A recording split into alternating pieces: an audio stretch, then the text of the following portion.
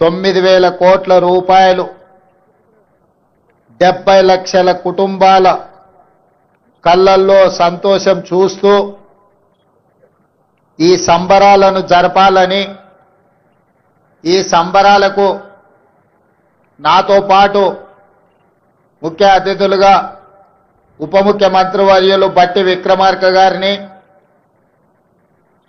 సహచరులు మిత్రులు మంత్రివర్యులు దుద్దిల్ల శ్రీధర్ బాబు గారిని, అదేవిధంగా మా సోదరిమణి ధనసరి అనసూయ సీతక్క గారిని, రెవెన్యూ మంత్రి పొంగులేటి శ్రీనివాసరెడ్డి గారిని, మంత్రివర్యులు మిత్రులు జూపల్లి కృష్ణారావు గారిని, అదేవిధంగా మంత్రివర్యులు మిత్రులు వాకిటి శ్రీహరి గారిని, ఇతర మా పిసిసి అధ్యక్షులు శాసనమండలి సభ్యులు మహేష్ కుమార్ గౌడ్ గారిని, పార్లమెంట్ సభ్యులను, శాసనమండలి సభ్యులను, శాసన సభ్యులను, వ్యవసాయ శాఖ కమిషన్ చైర్పర్సన్, అదేవిధంగా అందులో సభ్యులను, వివిధ కార్పొరేషన్ల చైర్మన్లను,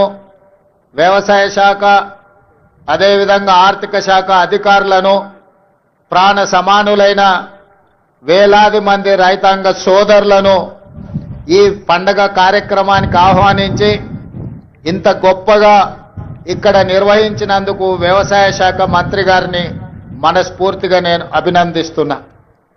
మిత్రులారా, ఈరోజు సచివాలయం సాక్షిగా ఇక్కడ జరుగుతున్న సంబరాలు తెలంగాణ నలుమూలల 1600 రైతు వేదికల ముందు లక్షలాది మంది రైతాంగం, దాదాపుగా 70 లక్షల కుటుంబాలు, 1,49,00,000 ఎకరాల యజమానులు 9,000 కోట్ల రూపాయలు రైతు భరోసా పథకంలో భాగంగా ఈ 9 రోజుల్లోనే వాళ్ళ ఖాతాలో జమ అయ్యి ఈ రోజు ఈ పండుగను, ఈ సంబరాలను జరుపుకుంటున్నందుకు మనస్ఫూర్తిగా వారందరినీ అభినందిస్తున్నా. ఒక ప్రజాప్రతినిధిగా ప్రజల ఆశీర్వాదంతో ముఖ్యంగా తెలంగాణ రైతాంగం అండగా నిలబడి ఒక జడ్పీటీసీగా, శాసనమండలి సభ్యుడిగా, శాసనసభ్యుడిగా, పార్లమెంట్ సభ్యుడిగా ఈనాడు తెలంగాణ రాష్ట్రానికి అతి చిన్న వయసులో ముఖ్యమంత్రిగా అవకాశాన్ని ఇచ్చి ఆశీర్వదించిన లక్షలాది మంది తెలంగాణ రైతాంగానికి మనస్ఫూర్తిగా నేను కృతజ్ఞతలు తెలియజేస్తున్న మిత్రులారా, మీకు అందరికీ తెలుసు, ఈ తెలంగాణ గడ్డ మీద నుంచి ఆనాడు భూమి కోసం, భుక్తి కోసం, విముక్తి కోసం జరిగిన సాయుధ రైతాంగ పోరాటాలు మీకు తెలుసు. ఆనాడు ఆదిలాబాద్ అడవి బిడ్డలు రామ్జీ గోండు, కొమరం భీం, జల్ జమీన్ జంగల్ కోసం ఆనాడు అసూలు బాసిన విషయాలు తెలుసు. ఈ తెలంగాణ మొత్తం, ఈ తెలంగాణ చరిత్ర పుటల్ని ఒక్కసారి పరిశీలిస్తే భూమి చుట్టూనే మన పోరాటాలు, భూమి చుట్టూతోనే మన త్యాగాలు, భూమి చుట్టూతోనే మన జీవితాలు, భూమితో బుడిపడ్డ జీవితం మన తెలంగాణ రైతాంగ జీవితం.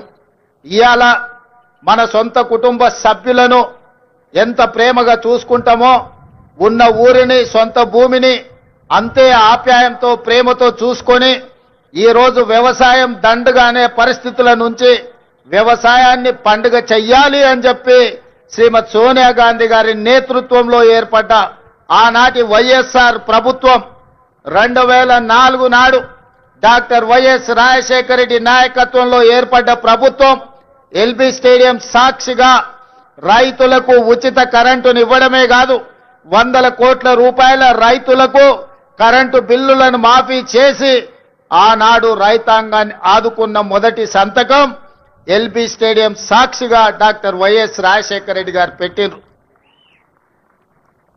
ఆనాటి సోనియా గాంధీ గారి ఆదేశాలను తీసుకున్న, రాహుల్ గాంధీ గారి అండగా ఏర్పాటు చేసిన ఈ ప్రజా ప్రభుత్వం మొట్టమొదటి ప్రాధాన్యత రైతాంగం.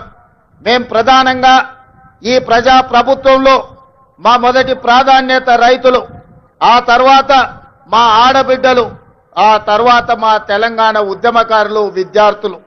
ఈరోజు తెలంగాణ రాష్ట్రంలో రైతుల గురించి చర్చించుకుంటే ఈరోజు రైతు భరోసా అన్నాడు చంద్రశేఖరరావు గారు ఎగబెట్టిపోతే ప్రభుత్వం ఏర్పడిన మొదటి 3 నెలల్లోనే 7,625 కోట్ల రూపాయలను వారు ఎగవేసిన రైతు భరోసా నిధులను మన ప్రభుత్వం మన ఆర్థిక మంత్రి బట్టి విక్రమార్క గారు మొట్టమొదటి విడతలో రైతు భరోసా నిధులను వేయడం జరిగింది.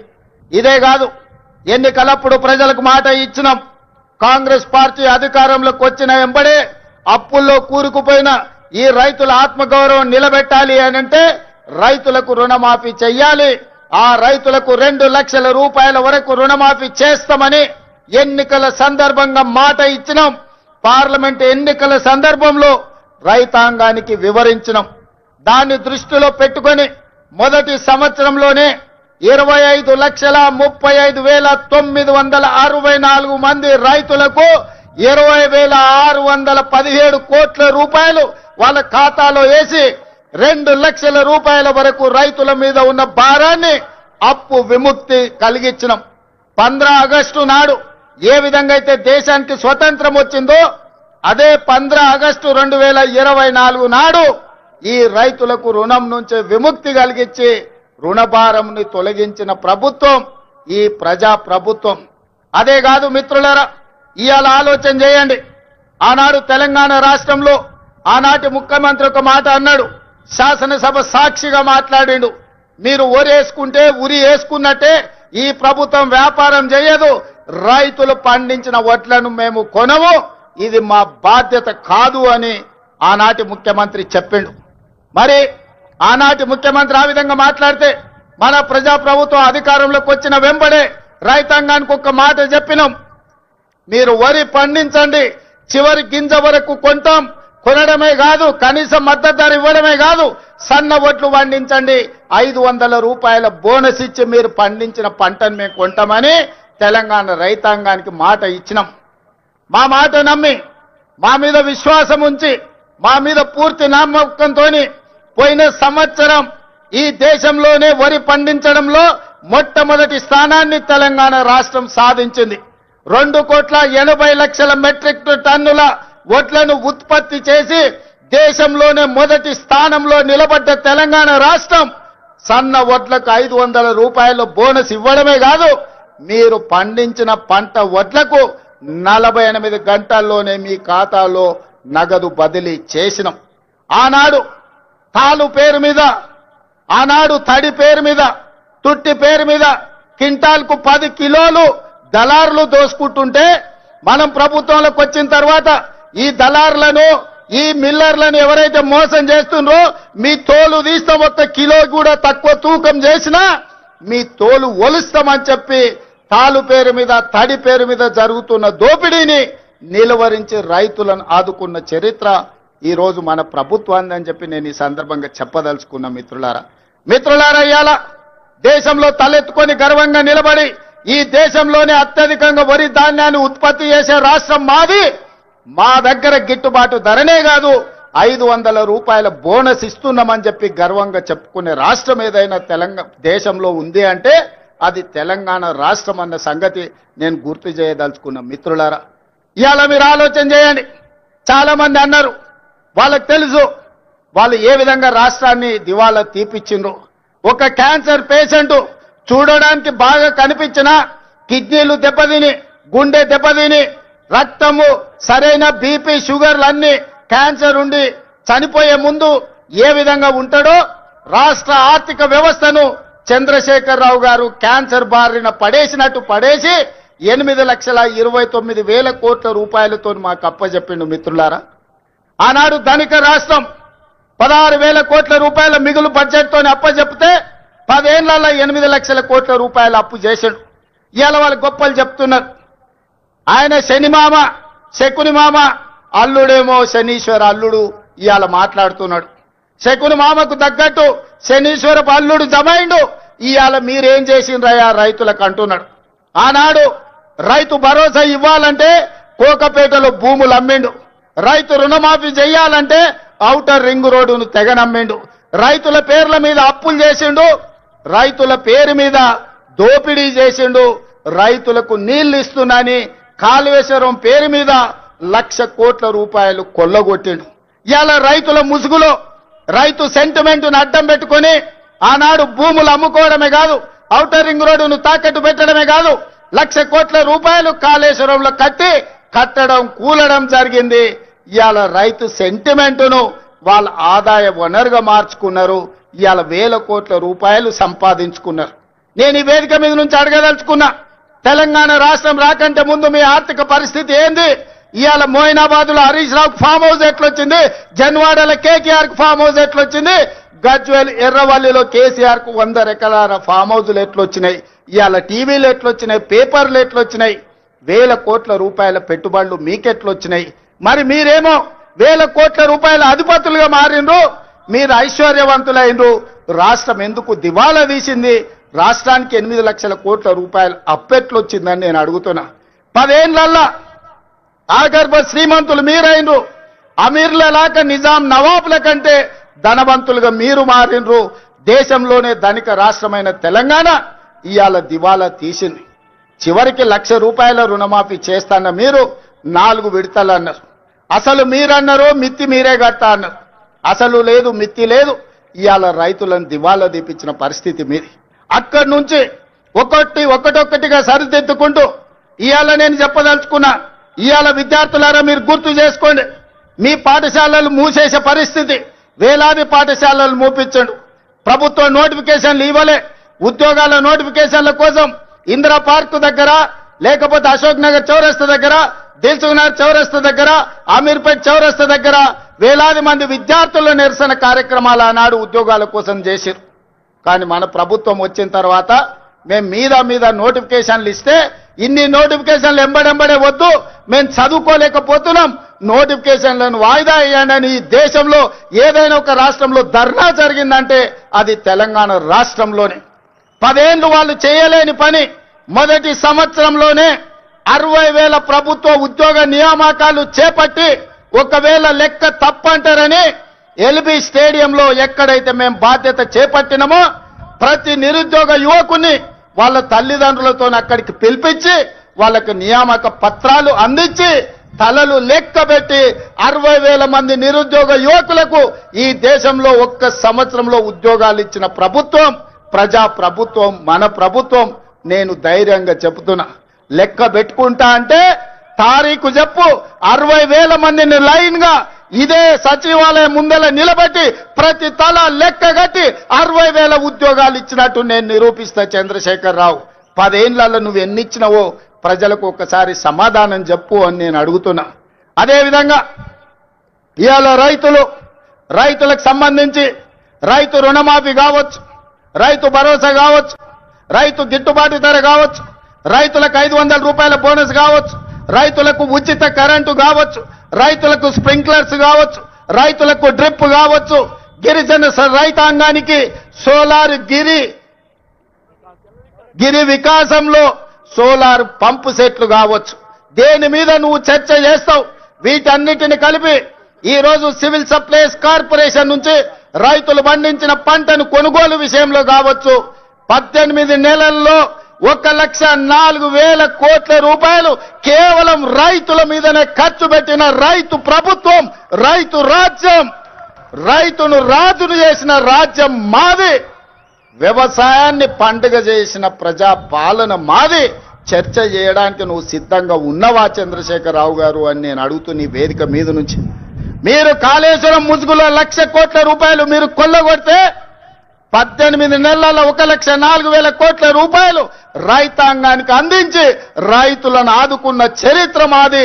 వ్యవసాయం అంటే 10 మందికి సాయం, రైతును రాజును చేయాలి, వ్యవసాయాన్ని పండుగ చేయాలన్న ఒక ఉక్కు సంకల్పంతో ఎన్ని కష్టాలు వచ్చినా ఎంతమంది తిట్టినా తిట్లన్నిటిని ఓర్చుకొని ఇవాళ ఈ ప్రజా ప్రభుత్వాన్ని ముందుకు తీసుకెళ్తున్న మిత్రులారా, ఇవాళ మహిళల విషయంలో మీరు చూడండి, ఆర్టీసీలో ఉచిత ప్రయాణం కావచ్చు, ఆడబిడ్డలకు పెట్రోల్ బంకుల నిర్వహణ కావచ్చు, ఆడబిడ్డలకు సోలార్ బిజినెస్ కావచ్చు, అదానీ అంబానీలతో పోటీ పడే విధంగా ఇవాళ 1000 మెగావాట్ల సోలారు విద్యుత్ ఉత్పత్తి సామర్థ్యాన్ని విద్యుత్ శాఖతో ఒప్పందం చేపించి కోటి మంది మహిళల్ని కోటీశ్వరులను చెయ్యాలని ఉక్కు సంకల్పంతో ఇవాళ మేము ముందుకు వెళ్తున్నాం. ఇవాళ ఆడబిడ్డలకు ఒక్క సంవత్సరంలో 21,000 కోట్ల రూపాయలు జీరో వడ్డీతో ఇవాళ ఆడబిడ్డలను ఆదుకున్నాం. అదే కాదు, హైటెక్ సిటీ పక్కన విప్రో ఇన్ఫోసిస్ కార్పొరేట్ కంపెనీల పక్కన 4 ఎకరాలు శిల్పారామం పక్కన ఇచ్చి 150 షాపులు సెల్ఫ్ హెల్ప్ గ్రూపులు ఉత్పత్తి వస్తువులను అమ్ముకోవడానికి ఇవాళ వాళ్ళకి అక్కడ స్థలాన్ని కేటాయించినాం. ఇవాళ ఆడబిడ్డలు ఆర్టీసీలో ఉచిత బస్సు ప్రయాణం కాదు, 1000 బస్సులను కొని ఆర్టీసీకి కిరాయికి పెట్టుకునే ఆర్థిక స్తోమత ఇవాళ ఆడబిడ్డలకు అందించినాం. ఇవాళ ఐకేపీ కేంద్రాలు 8,000 ఐకేపీ కేంద్రాలు ఇవాళ ఆడబిడ్డల చేతుల్లో పెట్టినాం. గ్రామాలలో ఉన్న పాఠశాలల్ని అమ్మ ఆదర్శ పాఠశాల మీద ఆడబిడ్డల చేతిలో పెట్టి పిల్లల భవిష్యత్తు ఆడబిడ్డల చేతిలో భద్రమని ఇవాళ అమ్మ ఆదర్శ పాఠశాలలు తీసుకొచ్చినాం. ఇవాళ పాఠశాలల్లో పిల్లల బట్టలు ఒకనాడు కార్పొరేట్ కంపెనీలు కుట్టేవి, ఇవాళ వాటిని రద్దు చేసి ఆడబిడ్డలకే బట్టలు కుట్టే వ్యాపారాన్ని ఇవాళ ఆడబిడ్డలకే అందించినాం. ఇప్పుడు పాఠశాలల్లో తిను వస్తువులను, కూరగాయలను, పాలు, పండ్లు అన్ని సరఫరా ఒకప్పుడు వ్యాపారాలు కార్పొరేట్ సంస్థలు చేస్తుంటే వాటన్నిటిని రద్దు చేసి స్వయం సహాయక సంఘాలకు అందించి ఇవాళ ఆడబిడ్డల చేతుల్లో పిల్లల భవిష్యత్తు భద్రంగా ఉంటుంది అని ఇవాళ ఆడబిడ్డలకు అప్పచెప్పినాం. అందుకే మిత్రులారా, రైతులు కావచ్చు, మహిళలు కావచ్చు, నిరుద్యోగ యువకులు కావచ్చు, ఈ ప్రజా పాలనలో భద్రంగా ఉండాలి అని మేము ఈరోజు ప్రయత్నం చేస్తున్నాం. అందుకే ఈ వేదిక మీద నుంచి 4 కోట్ల తెలంగాణ ప్రజలకు విజ్ఞప్తి చేస్తున్నా. ఆలోచన చేయండి, అంచనా వేయండి, బేరీజు కట్టండి. 10 ఏళ్ల వాళ్ళ పాలన ఎట్లుందో, 18 నెలల్లో మా మిత్రుల పరిపాలన ఎట్లుందో మీరు చర్చ పెట్టండి. చెట్టు కింద పెట్టండి, పెళ్లి కాడ పెట్టండి, చావు దగ్గరకు పోయినప్పుడు మాట్లాడండి, కళ్ళు కాంపౌండ్ కాడ మాట్లాడండి, దావత్ కాడ మాట్లాడండి, ఏడికెళ్ళినా చర్చ పెట్టండి. 10 ఏళ్లలో ఆయన చేసిందేందో, 18 నెలల్లో మనం చేసిందేందో చర్చ పెట్టండి. చంద్రశేఖరరావు గారు ఇవాళను కుట్రలు కుతంత్రాలతోని ఆనాడు కృష్ణా నది మీద కాంగ్రెస్ పార్టీ ఉమ్మడి రాష్ట్రంలో ప్రారంభించిన ప్రాజెక్టులు 10 ఏళ్లలో ఏ ఒక్కటి పూర్తి చేయలే. పాలమూరు రంగారెడ్డి ఎత్తిపోతల ఎడారిగా మారింది, కల్వకుర్తి ఆగిపోయింది, భీమా, నెట్టంపాడు, కోయిల్ సాగర్, ఎస్ఎల్బిసి, సీతారామ, అదే విధంగా దేవాదుల, సమ్మక్క సారలమ్మ, ప్రాణహిత చేవెళ్ళ, ఏ ప్రాజెక్టులు చూసినా ఎక్కడి అక్కడనే పడ్డాయి. ప్రాణహిత చేవెళ్ళ పేరు మార్చి, ఊరు మార్చి, పేరు మార్చి, అంచనాలు పెంచి 1,00,000 కోట్లు కొల్లగొట్టిన కాళేశ్వరం నువ్వు కట్టిన 3 ఏళ్లకే కూలేశ్వరం అయింది. 1,00,000 కోట్లు గంగలో కొట్టుకపోయినాయి. ఇవాళ గోదావరిలో కొట్టుకపోవడానికి కారణం నువ్వు కాదా? నీ అవినీతి కాదా? నీ కుటుంబం 1,000 కోట్ల రూపాయల దోపిడీకి పాల్పడి నాణ్యత లోపం వల్ల, ప్రణాళిక లోపం వల్ల మేడిగడ్డ, అన్నారం, సుందిల్ల కూలిపోయిన మాట వాస్తవం కాదా? ఈ ప్రాజెక్టులు కూలిపోయినందుకు నిన్ను ఆ చిన్న కాళేశ్వరంలోనే ఉరి తీసినా తప్పు లేదని అక్కడి రైతాంగం అంటున్న మాట నిజం కాదా? వ్యవసాయం మీద 2 లక్షల కోట్లు ఖర్చయినాయి మిత్రులారా. కేవలం కాంట్రాక్టర్లకు 2 లక్షల కోట్ల రూపాయల బిల్లులు చెల్లించాడు. మరి 1000 కోట్లతో పూర్తి కావాల్సిన కల్వకుర్తి ఎందుకు ఆగిపోయింది? 300 కోట్లతో పూర్తి కావాల్సిన భీమా ఎందుకు ఆగిపోయింది?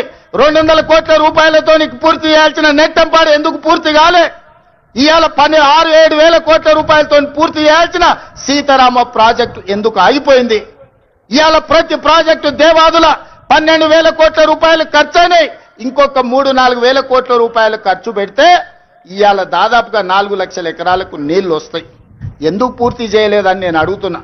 ఉమ్మడి రాష్ట్రంలో సమైక్య పాలనలో సీమాంధ్ర పాలకులు ఆనాడు తెలంగాణ సాగునీటి ప్రాజెక్టుల మీద నిర్లక్ష్యం వహించారు, తెలంగాణను ఎడారిగా మార్చిందని చెప్పిన నువ్వు 10 ఏళ్లలో ఏ ఒక్క ప్రాజెక్ట్ అయినా పూర్తి చేసినవా? ప్రాణహిత చేవెళ్ళ గాని, పాలమూరు రంగారెడ్డి ఎత్తిపోతలు గాని, కల్వకుర్తి గాని, భీమా గాని, నెట్టంపాడు గాని, కోయిల్ సాగర్ గాని, ఎస్ఎల్బిసి గాని, సీతారామ గాని, రాజీవ్ సాగర్ గాని, ఇందిరా సాగర్ గాని ఏ ఒక్క ప్రాజెక్టు 2 లక్షల కోట్ల రూపాయలు ఖర్చైనా అన్ని ఈ రోజు ఆగిపోయి ఉన్నాయి అనంటే ఈ దుర్మార్గానికి నువ్వు, నీ కుటుంబం అవినీతి కాదా అని ఈ రోజు నేను అడుగుతున్న మిత్రులారా. ఇన్ని దుర్మార్గాలు చేసి, ఇంత దోపిడీకి పాల్పడి, 1,00,000 కోట్లు కొల్లగొట్టి, 1000 ఎకరాల భూములను ఆక్రమించి ఇవాళ గోదావరి బంకంచెర్ల రేవంత్ రెడ్డి వచ్చి మొదలుపెట్టి చంద్రబాబు నాయుడుకు నీళ్లు ఇస్తున్నాడని దుర్మార్గమైన మాటలు మాట్లాడుతున్నాడు. చంద్రబాబు నాయుడుతోనే ఉండాలంటే, చంద్రబాబు నాయుడుతోనే అంటగాగాలంటే అక్కడనే ఉండేటోని కదా. ఈ రాజీవ్ గాంధీ ఆశీర్వాదం తీసుకొని ఇక్కడెందుకు ఉండేటోని చంద్రశేఖర్ రావు? ఆనాడు సోనియమ్మ నమ్మించి కాళ్ళకు దండం పెట్టి కడుపులో తలకాయ పెట్టి నీతో చేరతాని అబద్ధాలు చెప్పి నట్టేట్లో ముంచి నడి బజార్లో మోసం చేసిన చరిత్ర నీదైతే తెలంగాణ ఇచ్చిన సోనియమ్మకు అండగా నిలబడాలి. ఆమె బిడ్డగా ఈ తెలంగాణలో ప్రజా ప్రభుత్వాన్ని తేవాలి అని చంద్రబాబు నాయుడును కాదనుకొని ఇవాళ కాంగ్రెస్ పార్టీలో చేరి ప్రజా ప్రభుత్వం రావడానికి మీ అందరితో కలిసి కదం కదం కలిపిన మిత్రులారా, ఇవాళ నేను అడుగుతున్న సూటిగా చంద్రశేఖర్ రావును, నిజంగా నీకు ధైర్యం ఉంటే, నీలో నీతి నిజాయితీ ఉంటే, చిత్తశుద్ధి ఉంటే గోదావరి బంకంచెర్ల గోదావరి నది జలాల మీద శాసనసభలో చర్చ పెడదాం. స్పీకర్ కు లేఖ రాయి నువ్వు చెప్పిన తారీఖు నాడు అసెంబ్లీ పెట్టించే బాధ్యత మా శ్రీధర్ బాబు గారు తీసుకుంటారు. నువ్వు నేను చర్చ చేద్దాం. గోదావరి జలాలలో తెలంగాణకు అన్యాయం చేసింది ఎవరు? ప్రాణహిత చేవళ్లను తరలించే 1,00,000 కోట్లు దోసుకున్నది ఎవడు? ఇవాళ గోదావరి బంకంచెర్లలో 3,000 టీఎంసీ సముద్రంలో పోతున్నాయి. రాయలసీమకు తరలించమని చెప్పింది నువ్వు కాదా? 2016లో మొత్తం వివరాలతో నేను వస్తా, నువ్వు సిద్ధంగా ఉన్నవా?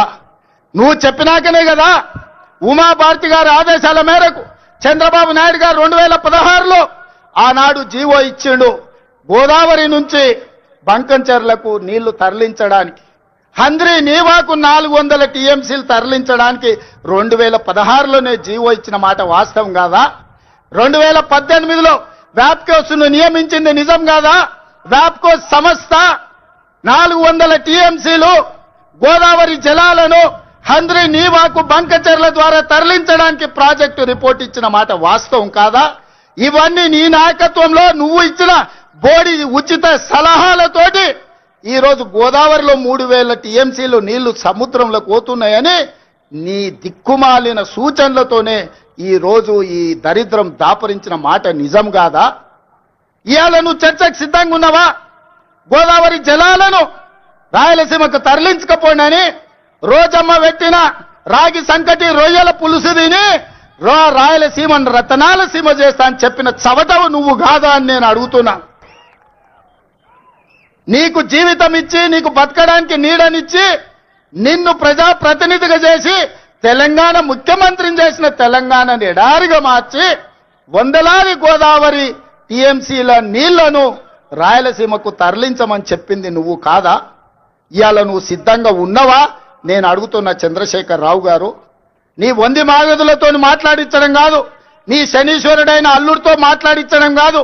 నేను సిద్ధంగా ఉన్నా. గోదావరి బంకంచెర్ల ప్రాజెక్టు మీద నువ్వు చర్చకు రా. స్పీకర్ గారికి ప్రధాన ప్రతిపక్ష నాయకుడిగా లేఖ రాయి.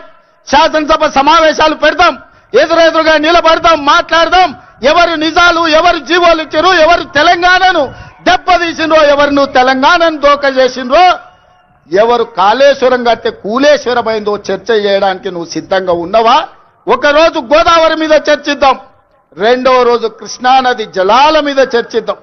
ఉమ్మడి రాష్ట్రానికి ఆనాడు పచ్చావత్తు ట్రిబ్యునల్ 811 టీఎంసీలు ఏకంగా కేటాయిస్తే 811 టీఎంసీలలో తెలంగాణ రాష్ట్రం విడిపోయినప్పుడు నువ్వు పోయి చంద్రబాబు నాయుడు దగ్గర వంగి వంగి సంతకం పెట్టి 512 టీఎంసీలు ఆంధ్రప్రదేశ్ తీసుకోండి, 299 టీఎంసీలు నాకు సరిపోతాయని సంతకం పెట్టింది నువ్వు కాదా? ఇవాళ కాగితాలని శాసనసభ ముందు పెడతా, నువ్వు చర్చకు సిద్ధంగా ఉన్నవా?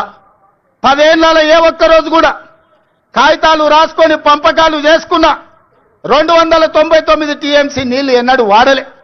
200 టీఎంసీలు కూడా నికరంగా ప్రతి సంవత్సరం వాడలే. కేటాయింపులు 68% పరివాహక ప్రాంతం తెలంగాణ ప్రాంతంలో ఉంది, ఓన్లీ 32% ఆంధ్రప్రదేశ్లో ఉంది. ఆ లెక్క ప్రకారం అంతర్జాతీయ జల విధానంలో 555 టీఎంసీలు తెలంగాణ రాష్ట్రానికి రావాలి. కానీ ఆంధ్రప్రదేశ్కి 512 టీఎంసీలు ఇచ్చి తెలంగాణకు కేవలం 299 టీఎంసీలు సంతకం పెట్టి శాశ్వతంగా తెలంగాణకు మరణ శాసనం రాసింది చంద్రశేఖరరావు కాదా? సంతకాలతో సహా ఆధారాలతో సహా అసెంబ్లీకి వస్తా, చర్చించడానికి నువ్వు సిద్ధంగా ఉన్నవా అని నేను అడుగుతున్నా. ఆనాడు నువ్వు ముఖ్యమంత్రి ఉన్నప్పుడే రాయలసీమలో ముచ్చుమరి కట్టింది చంద్రబాబు నాయుడు, నిజం కాదా? ఆనాడు నువ్వు అధికారంలో ఉన్నప్పుడే జగన్మోహన్ రెడ్డి ఇదే ప్రగతి భవన్ లో రాయలసీమ లిఫ్ట్ ఇరిగేషన్ కు జీవోలు ఇచ్చి టెండర్లు పిలిచింది నిజం కాదా? పోతిరెడ్డి పాడు పొక్కను పెద్దది చేసి రోజుకు 10 టీఎంసీల నీళ్లను తరలించకపోవడానికి సంతకాలు చేసి ప్రణాళికలు అమలు చేసింది నువ్వు ముఖ్యమంత్రిగా ఉన్నప్పుడు కాదా? ఆధారాలతో సహా నేనొస్తా, నువ్వు రా చర్చకు. కృష్ణా నది మీద మనకు నువ్వు రావాల్సిన నీళ్లను శాశ్వతంగా ఆంధ్రప్రదేశ్కు తాకట్టు పెట్టి తెలంగాణ రైతాంగం మీద మరణ శాసనం రాసింది నువ్వు కాదా? చేసిన తప్పులను కప్పుపుచ్చుకొని మొక్కం జల్లక ఫామ్ హౌస్లో పడుకొని ఇవాళ నీ అల్లుడిని ఊరి మీద వదిలేసి అచ్చోసిన ఆంబోతులాక నన్ను తిడుతున్నాడు. నేనేం చేసినా? నేను వచ్చినాక సీతారామక్క నీటికి 65 టీఎంసీల కేటాయింపులు తీసుకొచ్చిన.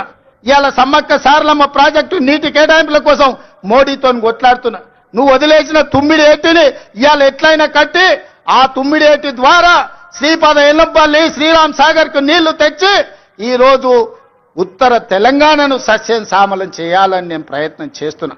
నువ్వు ఆపేసిన పాలమూరు కావచ్చు, నువ్వు ఆపేసిన కల్వకుర్తి కావచ్చు, నువ్వు వదిలేసిన నెట్టంపాడు కావచ్చు, నువ్వు నిర్లక్ష్యం వహించిన భీమా ప్రాజెక్టులను పూర్తి చెయ్యాలని ఈ రోజు నేను నిరంతరం ప్రయత్నం చేస్తున్నా. నీ తప్పిదాలను కప్పిపుచ్చుకోవడానికి తోడు చెప్పిండంట ఆయనకు, నీకిగా సంజీవిని గోదావరి జలాలే అని, సచ్చినోని బతికిచ్చేది గోదావరి జలాలే అని. అసెంబ్లీ అప్పుడు అధికారం పోయింది, పార్లమెంట్ అప్పుడు డిపాజిట్లు పోయినాయి, 0 వచ్చింది. శాసన మండలికి వచ్చే వరకల్లా పోటీ చేయడానికి అభ్యర్థులు దొరకలేదు. తెలంగాణలో పార్టీ చచ్చిపోయింది, సచ్చిన పాము. ఆ సచ్చిన పాము ఈరోజు గోదావరి జలాల సెంటిమెంటుతోని ఇవాళ మంటలు పెట్టి తెలంగాణలో పార్టీ మళ్ళీ బతుకుతుందట. ముందుగాల చూసిరానికి అల్లుని పంపించినాడు, ఎట్లున్నదో చూసిరాపో నేను మళ్ళీ వస్తా అని. ఎట్లకెళ్ళి వస్తావు? తెలంగాణ రైతాంగం అంతా ఎడ్డోళ్ళు అనుకుంటున్నావా, గుడ్డోళ్ళు అనుకుంటున్నావా చంద్రశేఖరరావు? అందుకే ఇవాళ తెలంగాణ రైతాంగం పక్షాన నేను ఈరోజు ఆనాటి ముఖ్యమంత్రికి ఈరోజు నేను సవాలు విసురుతున్నా. మీరు స్పీకర్ గారికి లేఖ రాయండి, శాసనసభ సమావేశాలను ఏర్పాటు చేద్దాం. గోదావరి జలాల మీద ఒకరోజు, కృష్ణానది జలాల మీద ఒకరోజు చర్చ పెడదాం. గోదావరి జలాలను తరలించకపోమ్మన్నది ఎవరు? రాయలసీమను రతనాల సీమ చేస్తాన్నది ఎవరు? ఈ రోజు సంపూర్ణంగా చర్చలు చేద్దాం. నేను తప్పు చేసినట్టు ఒక్క కాగితం చూపించినా, నేను మా ఉత్తమ్ కుమార్ రెడ్డి గారు ఆంధ్రప్రదేశ్ ప్రణాళికలు రచించినప్పుడే కేంద్ర ప్రభుత్వానికి ఫిర్యాదు చేసినాం, కేంద్ర ప్రభుత్వానికి చెప్పొచ్చినాం గట్టిగా. మీరు వాళ్ళకు సహకరిస్తే సుప్రీంకోర్టులో కలుసుకుందాం, మీ సంగతి వాళ్ళ సంగతి అక్కడ తేలుస్తామని చెప్పొచ్చింది మేము. మా చిత్తశుద్ధిని నువ్వా ప్రశ్నించేది? 10 ఏళ్ళు రాష్ట్రాన్ని దోసుకొని తెలంగాణ ఎడారిగా మార్చి ప్రాజెక్టులన్నిటిని పడావు పెట్టి ఈ రోజు నువ్వు ఫామ్ హౌస్లో పడుకున్న నువ్వు ఈ ప్రజా ప్రభుత్వాన్ని నిందిస్తావా? అందుకే మిత్రులారా, మళ్ళొక్కసారి చెప్తున్నా మీడియా మిత్రుల ద్వారా చంద్రశేఖరరావు గారికి నేను సూటిగా సవాలు విసురుతున్నా. గోదావరి బంకంచెర్ల మీద పూర్తి స్థాయిలో చర్చ చేద్దాం. మీరు స్పీకర్ గారికి లేఖ రాయండి. మీరు ఏ తారీఖు నాడు పెడితే ఆ తారీఖు నాడు మా ప్రజా ప్రభుత్వం చర్చలకు సిద్ధంగా ఉంది. ఆధారాలన్నీ నేను తీసుకొని వస్తా. తెలంగాణ ద్రోహులెవరో, గోదావరి జలాల దొంగలెవరో శాసనసభలోనే తేలుస్తాం. నీకు నీ అల్లునికి చిత్తశుద్ధి ఉంటే చర్చకు తీసుకొని రా, అప్పుడు మాట్లాడదాం తప్ప అబద్ధాల ప్రచారంతోని ప్రజల్ని మభ్యపెడతామంటే ఈడెవడు ఊరుకునేవాడు లేడు. అప్పుడంటే పెద్ద మనిషి జానారెడ్డి గారు నీతో ఎందుకులే అనుకున్నాడు. ఇప్పుడు అట్లాంటి పరిస్థితి ఏం లేదు. రా, వస్తే చెప్తే శాసనసభలో నీ సంగతి. అందుకే మిత్రులారా, ఇవాళ నేను ఒక్కటే మాట చెప్పదలుచుకున్నా. వ్యవసాయం దండగ కాదు, వ్యవసాయం పండుగ. రైతు రాజును చేయడమే మా లక్ష్యం. ఈ రైతుల కోసం ఎంత దాకైనా ఎవరితోనైనా కొట్లాడతాం. ఈ తెలంగాణ రైతాంగానికి వ్యవసాయాన్ని లాభసాటిగా చేసే వరకు మా ప్రభుత్వం అండగా నిలబడుతుంది. ఈ రైతాంగ ఆశీర్వాదం ఉన్నోడే రాజు అవుతాడు. ఈ రైతులు తిరస్కరించినోడు ఎవడైనా రావణుడు అవుతాడు. అందుకే రావణాసురుడు అయిపోయి ఫామ్ హౌస్ లో నిద్రపోతున్నాడు. ఇవాళ రైతును రాజు చేసే ప్రభుత్వం ఈ వేదిక మీద ఉన్నది. ఇంత మంచి కార్యక్రమాన్ని ఏర్పాటు చేసి తెలంగాణ రైతాంగంతో మాట్లాడడానికి అవకాశం కల్పించిన వ్యవసాయ శాఖ, ఆర్థిక శాఖకు మనస్ఫూర్తిగా కృతజ్ఞతలు తెలియజేస్తూ, నెక్స్ట్ ఈ అసైన్మెంట్ కంప్లీట్ అయింది. భట్టి గారు ఏదో విరామం తీసుకుందాం అనుకుంటున్నట్టున్నాడు. భట్టి గారికి విరామం లేదు. రాజీవ్ యువ వికాసం వారు ప్రకటించారు. రాబోయే రోజుల్లో రాజీవ్ యువ వికాసమే మన ఛాలెంజ్. నెక్స్ట్ రాజీవ్ యువ వికాసాన్ని ముందుకు నడిపించి యువకులను ఆదుకునే ప్రణాళికలు సిద్ధం చేసుకొని మీ ముందుకు వస్తాం. మీ ఆశీర్వాదం పొందుతాం. ఇంతకు ముందే నేను గాంధీ భవన్లో ఒక మాట చెప్పిన. 94 నుంచి 2004 2 సార్లు టీడీపీ అధికారంలో ఉంది. 2004 నుంచి 2014 వరకు కాంగ్రెస్ పార్టీ 2 సార్లు అధికారంలో ఉంది. 2004 నుంచి 2023 వరకు 2 సార్లు టీఆర్ఎస్ అధికారంలో ఉంది.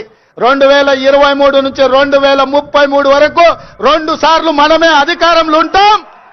ఈ 10 ఏళ్లు వ్యవసాయాన్ని పండుగ చేస్తాం. మీరు అండగా ఉండాలి, ఆశీర్వదించాలి.